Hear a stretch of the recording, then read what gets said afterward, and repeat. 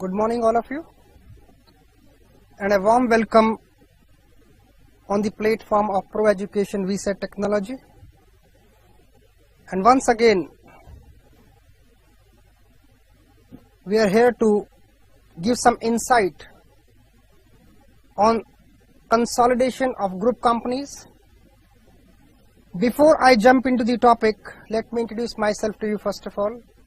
My name is S.N. Gupta. I am Chartered Accountant, Cost Accountant from India and virtually occupies almost all American qualification available in the field of accounts and audit. With this small background, let's try to throw some practical insight on consolidation of group companies. बेटे इस topic को मैं theoretical ना रख के थोड़ा practical क्या corporate world में कंसोलिडेशन का मतलब है और किस तरह से इस पूरे कंसोलिडेशन को शेप दी जाती है, I will try to throw some light on that as well. So topic name is consolidation of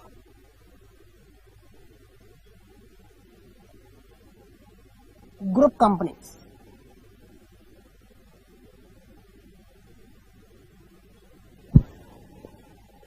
पूरे साल में किसी भी फाइनेंस डिपार्टमेंट के लिए ये फंक्शन चैलेंजिंग होता है. साल में 4 बार आप 4 बार साल के अंदर बुक्स क्लोज करते हैं बेटे. ये है आपका कैलेंडर ईयर. 1 अप्रैल से आप फॉलो करते हैं बेटे. 1 अप्रैल फर्स्ट क्लोजिंग होगी आपकी 30 जून को. नेक्स्ट क्लोजिंग होगी आपकी 30 सितंबर को.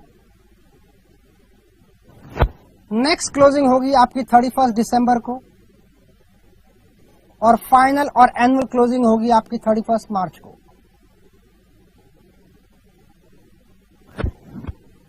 Alright. 1 April let's say 2012.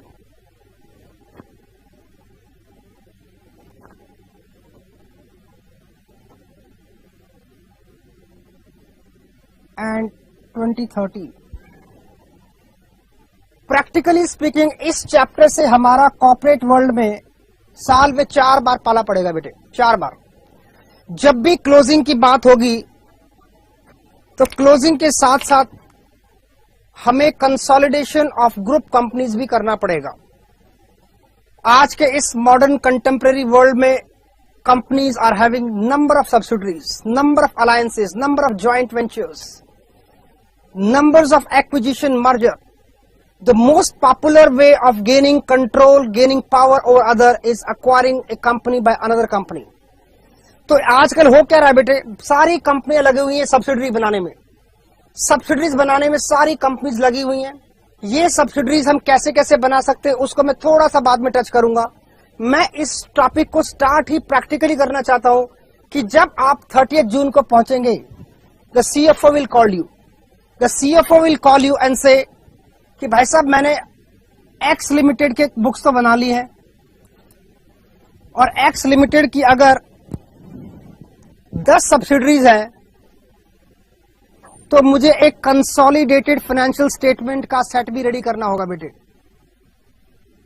Consolidated financial statement का सेट भी रेडी करना होगा ना. सवाल यह है कि कंसोलिडेशन क्या कंपनीज एक्ट की रिक्वायरमेंट है या कोई सेबी की जो लिस्टिंग एग्रीमेंट है उसकी रिक्वायरमेंट है.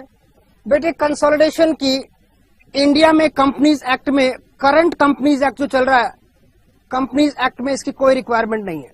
No requirement. However it is required as per listing agreement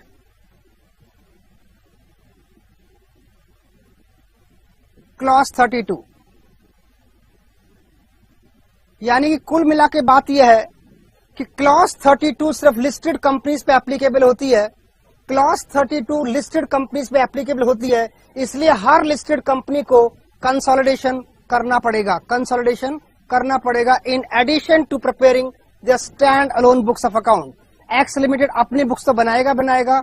x के साथ जितनी भी उसकी सब्सिडरीज हैं उसका एक कंसोलिडेशन पैकेज भी हम रेडी करना पड़ेगा. That is the requirement of clause 32. Now जब 30 जून की आप क्लोजिंग करेंगे the group CFO will call you and say, okay guys, we have finished the closing of individual standalone books and these are the subsidiary company balance sheet, this is the holding company balance sheet, please prepare the consolidated financial statement, consolidated financial statement. So दो बातें मूलभूत है यहाँ पे, एक तो companies act में, current companies act में, जो करंट कंपनीज एक्ट 1956, उसमें कोई भी कंसोलिडेशन की रिक्वायरमेंट नहीं है।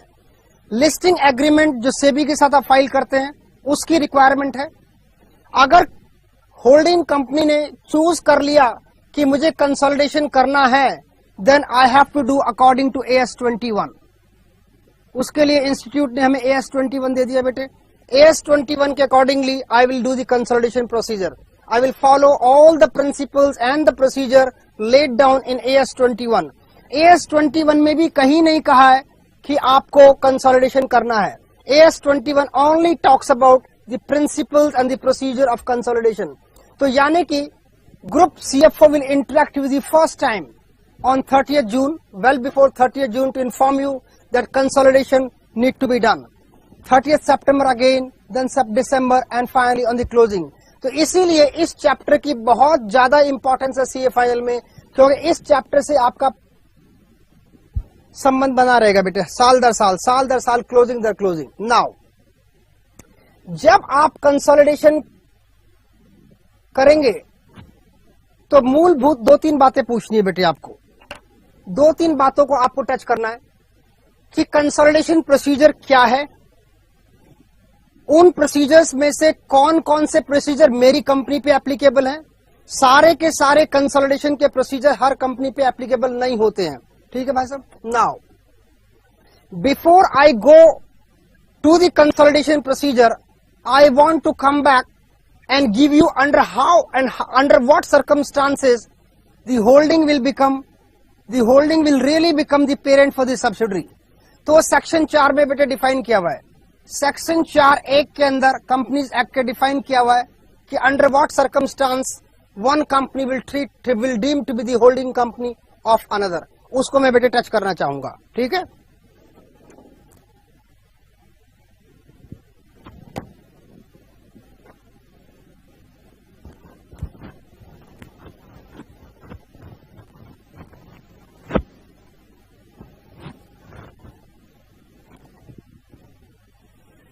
Okay, sir. Under following circumstance,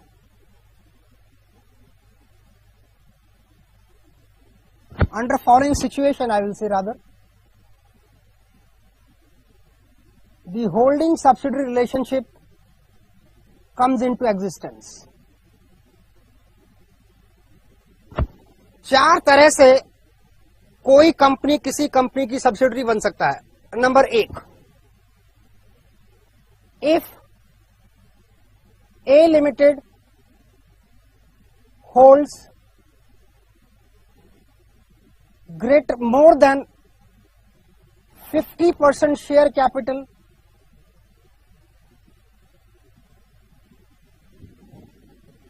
of B Limited। बेटे एक तरीका तो यह है कि मैं किसी कंपनी के 50% से ज्यादा शेयर कैपिटल प्राइमरी या सेकेंडरी मार्केट से मैं परचेज कर लूं। ये एक तरीका है कि वो कंपनी मेरी सब्सिडियरी बन जाएगी। More than 50%। अगर एग्जैक्टली 50% एक्वायर करूंगा तो आप मेरी सब्सिडियरी नहीं बनते हैं। या तो तरीका हो ये, या और if A limited own more than 50% voting power of B Limited। इस तरह से भी मैं B Limited को अपनी सब्सिडियरी बना सकता हूं। मेरे पास शेयर कैपिटल नहीं है लेकिन वोटिंग पावर है। Now it is very clear, it is very must to explain to you. Generally student को डाउट क्या होता है कि 50% share capital is equal to 50% voting right. This is absolutely wrong. 50% share capital may lead to 50% voting power, 50% share capital may not lead to 50% voting power। because we have concept of proportionate versus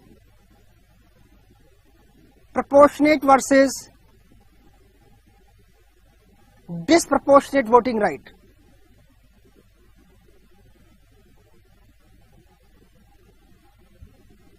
कोई जरूरी नहीं है कि अगर मैंने किसी company का एक शेयर ले लिया तो मुझे एक वोटिंग राइट मिलेगा. It all depends upon how the capital structure of that company has been evolved. उसकी कैपिटल स्ट्रक्चर में कितने लोग हैं, कितनी कैपिटल है, किस हिसाब से आर्टिकल ऑफ एसोसिएशन में उस वोटिंग राइट का डिस्ट्रीब्यूशन मॉडल लिखा हुआ है. It means this two may be same and this two may not be same. 50% share capital may lead to 50% voting right and may not lead to 50% voting right. Third, इसको बेटे जैसे जैसे chapter आगे बढ़ेगा उस पर और डिटेल में देखेंगे. Third, if A Limited control what? The composition. Control what? Composition of what? A board of directors. If A Limited controls the composition of board of directors, क्या मतलब हुआ बेटे इसके? अगर मैं किसी कंपनी के बोर्ड ऑफ डायरेक्टर्स को पावर रखता हूं कि मैं किसी भी बोर्ड मेंबर को निकाल सकता हूं, अपॉइंट कर सकता हूं, अगर मेरे पास वो पावर है, उस केस के अंदर भी I will be treated as a holding company if A limited control the company board of director of B limited. तो इस सिचुएशन के अंदर भी बी लिमिटेड ए लिमिटेड की सब्सिडरी मानी जाएगी. ये कहां लिखा है बेटे सब कुछ? सेक्शन 4 सब सेक्शन 1 में डिफाइन किया है बेटे. और लास्ट तरीका क्या है? लास्ट तरीका है चेन होल्डिंग का. चेन होल्डिंग, अगर ए बी की होल्डिंग है और बी सी की होल्डिंग है तो सी ऑटोमेटिकली ए की सब्सिडरी बन जाएगी. इन चारों में से किसी भी एक तरह से आप किसी कंपनी को होल्डिंग सब्सिडी रिलेशनशिप में बांध सकते हैं. नाउ ग्रुप सीएफओ हर क्वार्टर की एंड में आपको एक लिस्ट देगा बेटे कि ये मेरी कंपनीज हैं. आप डिटरमिन करेंगे कि कौन सी company because of which provision of section 4(1) मेरी सब्सिडरी कंपनी बनी है या सब्सिडरी कंपनी नहीं बनी है. यानी कि पहला प्रैक्टिकल काम क्या करना होगा आपको हर क्वार्टर एंड से पहले अपनी सब्सिडरीज कंपनी की लिस्ट फाइनल करनी होगी कि इस क्वार्टर के अंदर हमारी कौन कौन सी सब्सिडरीज हैं which become subsidiary because of provision of this or this or this or this. If A Limited hold 50% share capital of B Limited, this is the most common way. You ensure that some company become your subsidiary. इसमें कुछ करना नहीं होता बेटे आपको. Share capital को more than 50% आप primary market या सेकेंडरी मार्केट से आप उठा लेते हैं and automatically वो आपकी सब्सिडरी बन जाता है. सब्सिडरी जब बनता है कोई भी मेथड से आप उसको सब्सिडरी बना सकते हैं. मूल मुद्दा यह है कि अगर ये सब्सिडरी बन गई तो क्लॉज 32 की रिक्वायरमेंट क्या है कि in addition to completing your stand alone books of account you also got to complete the consolidated financial statement. Companies act की रिक्वायरमेंट ये बिल्कुल नहीं है, क्लॉज 32 की रिक्वायरमेंट है बेटे. नाउ होल्डिंग कंपनी में बेटे प्रैक्टिकली होता क्या है?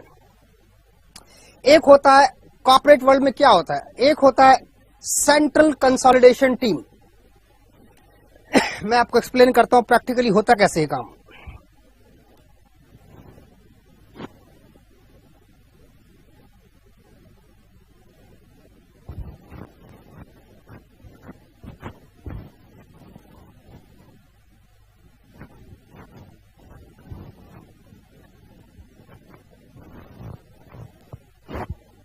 जनरली कॉर्पोरेट अकाउंट्स, क्या बोलते हैं बेटे हम इसको? Corporate accounts.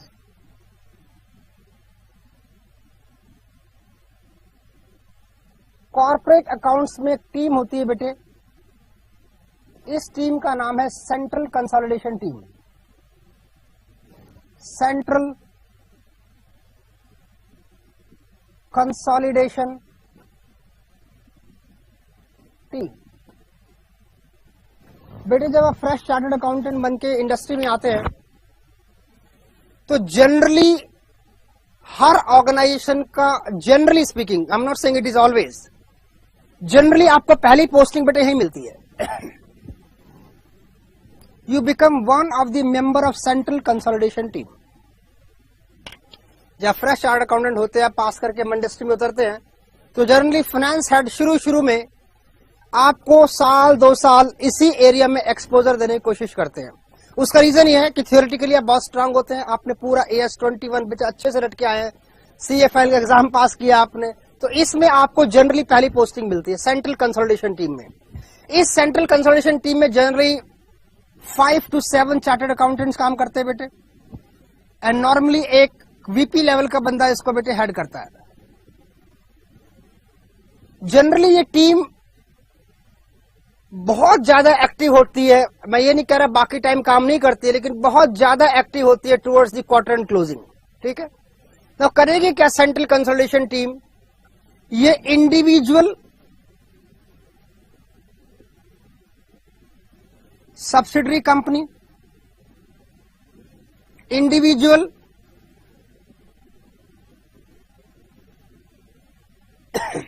होल्डिंग कंपनी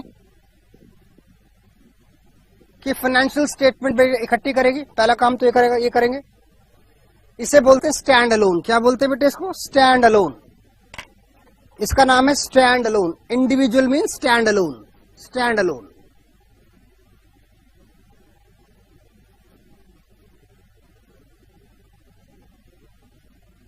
पहले तो सारा कलेक्शन काम होगा, जैसे जैसे बैलेंस शीट फाइनलाइज होती रहेंगी, ऑडिटर्स फाइनलाइज करते रहेंगे, हर सब्सिडरी कंपनी की बैलेंस शीट आती रहेगी बेटे। उसके बाद क्या करते हैं बेटे, ये है स्टेप नंबर 1। स्टेप नंबर 2 में क्या करते हैं बेटे, अगर उस कंपनी के ERP सिस्टम में कैपेबिलिटीज नहीं है, तो generally most of the company does this job on Excel sheet. सब बड़ी कंपनी के अंदर तो आपका ERP पैकेज होता है बेटे, ऑरेकल पे काम कर रहे हैं आप, SAP पे काम कर रहे हैं, JD एडवर्ड पे काम कर रहे हैं, या कोई आपको और इनबिल्ट ERP सिस्टम है, तो most of the ERP solution will have inbuilt intelligence of consolidation. अगर नहीं है तो ये क्या करेंगे बेटे, ये एक्सेल शीट पे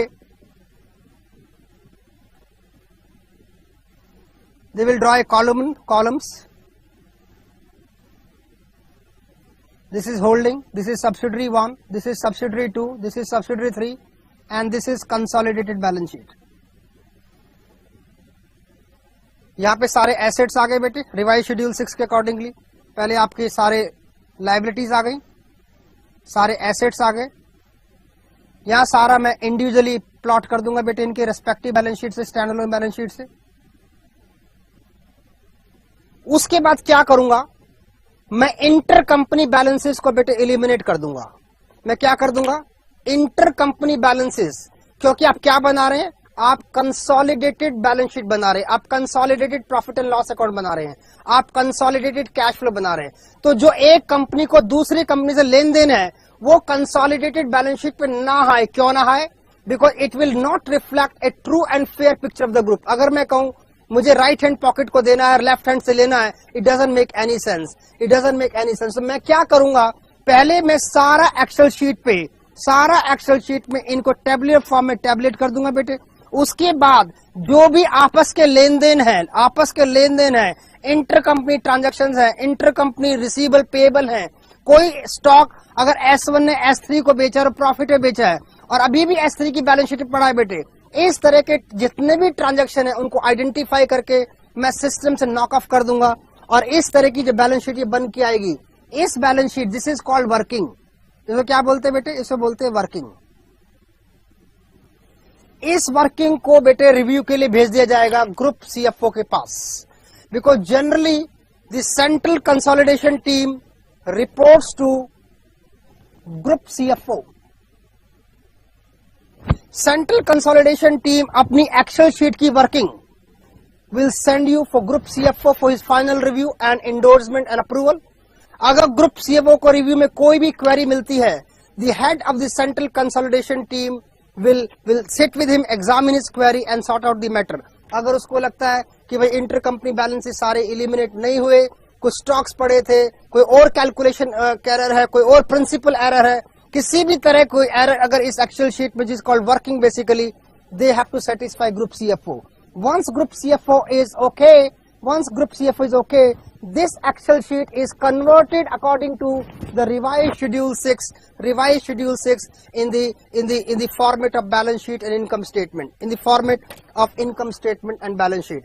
Generally बेटे होता क्या है कि इस पूरे काम में जनरली 1 वीक मोटा मोटा लग जाता है बेटे, इसमें जनरली 1 वीक इसमें लग जाता है. अगर आपके पास कोई टेक्नोलॉजी अवेलेबल है, कोई ईआरपी सॉल्यूशन अवेलेबल है, उसके अंदर आप एक्सेल शीट नहीं बनाते हैं.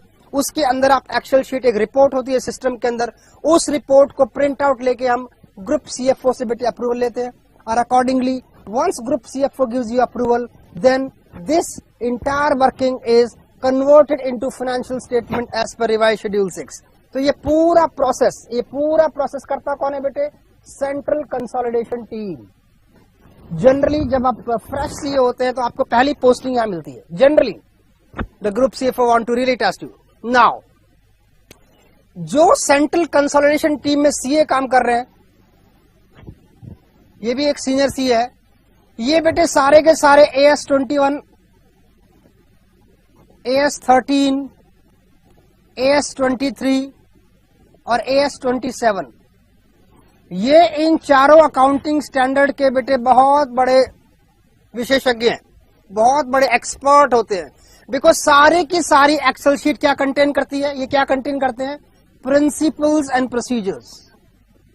कि भैया अगर आप कंसोलिडेशन करेंगे तो किन किन प्रिंसिपल्स और किन किन प्रोसीजर का आप ध्यान रखेंगे. ये कहां लिखा हुआ है बेटे?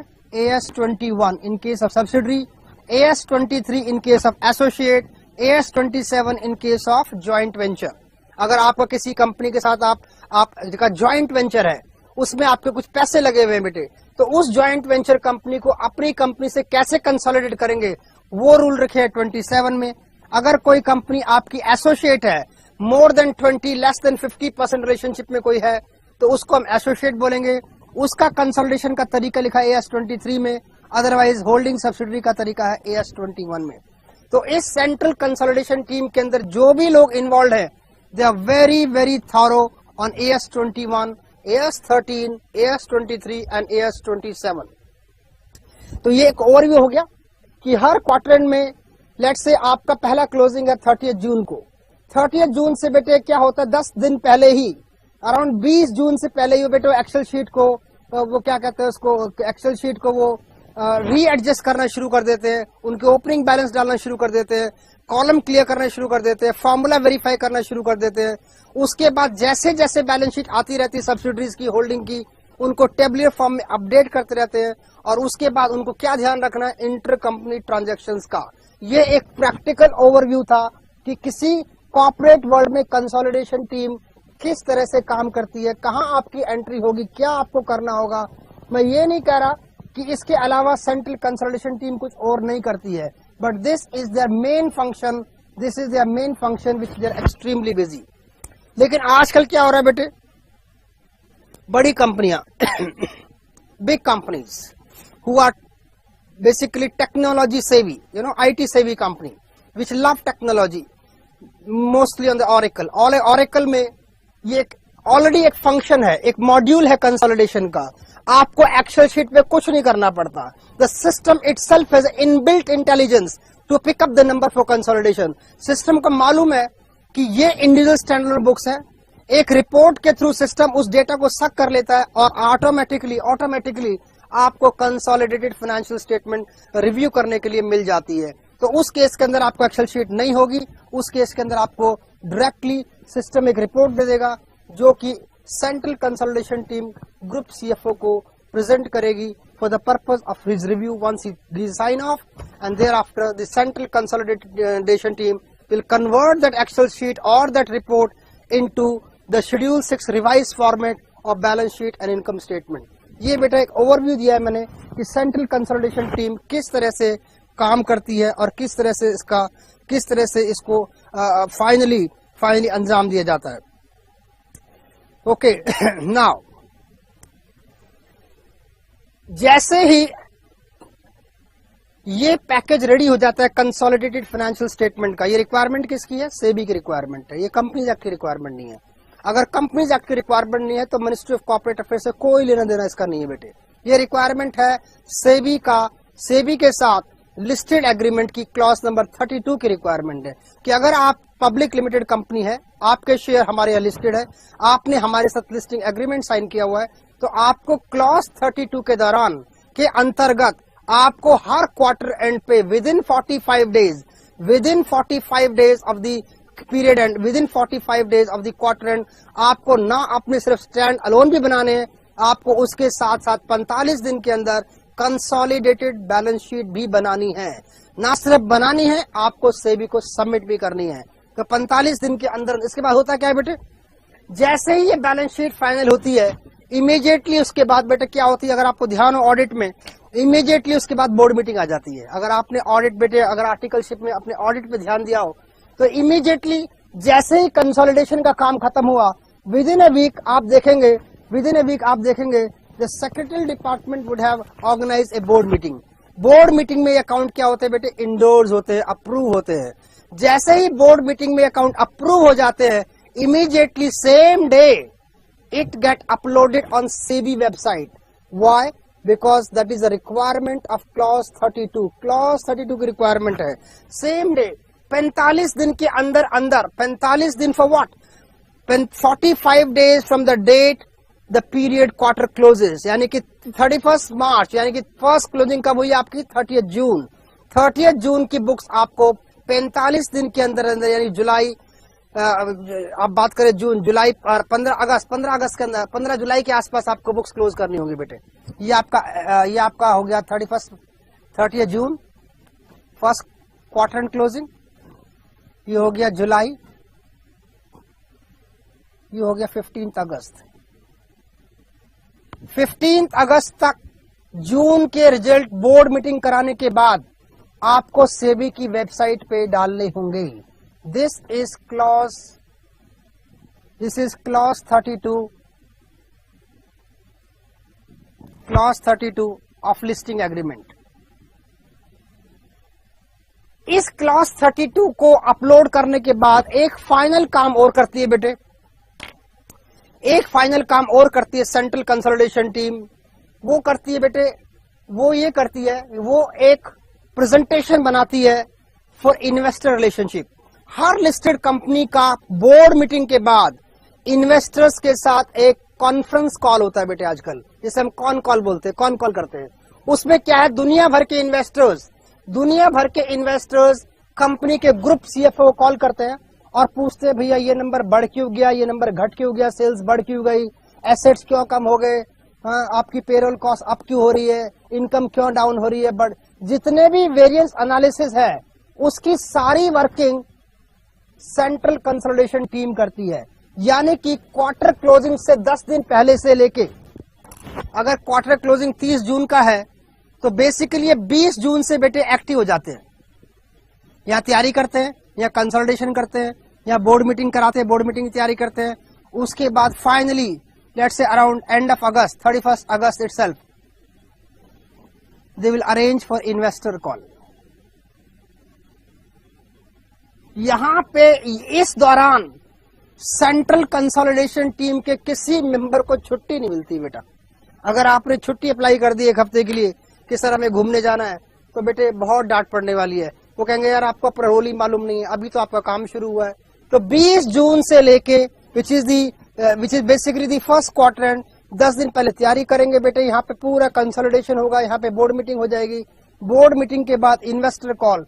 बोर्ड मीटिंग में जो भी तैयारी करनी है बेटे, बोर्ड मेंबर के लिए जो भी प्रेजेंटेशन बनानी है, उसके बाद इन्वेस्टर्स के लिए जो भी प्रेजेंटेशन बनानी है, ये सारा का सारा काम सेंट्रल कंसोलिडेशन टीम करती है। क्यों करती है बेटे? क्योंकि इनको नंबर के बारे में बहुत अच्छी जानकारी होती है। कौन सा नंबर कैसे बढ़ रहा है, कैसे घट रहा है, एनालिटिकली कैसे अंडरस्टैंड करते हैं। A central consolidation team member has absolute grip on the financial numbers, guys. Absolute, very good grip over the financial number. तो यहाँ से लेके यहाँ तक ये पूरा का पूरा काम सेंट्रल कंसोलिडेशन टीम में है, करती है, जिसके अंदर नॉर्मली एक फ्रेश चार्टर्ड अकाउंटेंट की पहली पोस्टिंग होती है कॉर्पोरेट वर्ल्ड में। जब आप ज्वाइन करते हैं तो आपको, जब आप ज्वाइन करते हैं पहली posting, generally group CFO will love to test you as part of the consolidation. उसका एक रीजन और भी है बेटे, यहाँ पे काम करने के बाद क्या होता है कि आपको पूरे कंपनी की ऑपरेशन के हाई लेवल विजिबिलिटी मिल जाती है। पूरे कंपनी में जो ऑपरेशन चल रहे हैं, क्या सेल्स है, क्या ऑपरेशन है, क्या बैंकिंग ट्रांजेक्शन है, पूरे ऑर्गेनाइजेशन के एक मैक्रो व्यू मिल जाता है आपको, ताकि when you are given the line responsibility you are very productive. जब आपको इस पूरे एरिया की विजिबिलिटी अच्छी हो जाती है तो उसके बाद आपको नेक्स्ट पोस्टिंग मिलती है किसी एक पर्टिकुलर वर्टिकल की। Could be marketing, could be, you could be accounting head, you could be finance head, you could be treasury head, something like that, or could be risk management, something like that. But before you are transferred into other role, generally साल 2 साल बेटे आपको इधर ही रखते हैं ताकि आपको पूरी ऑर्गेनाइजेशन की विजिबिलिटी मिल जाए। I hope this small presentation will help you understanding the consolidation of group company in a very practical and a prospective way, how it happens in corporate world. Thank you very much.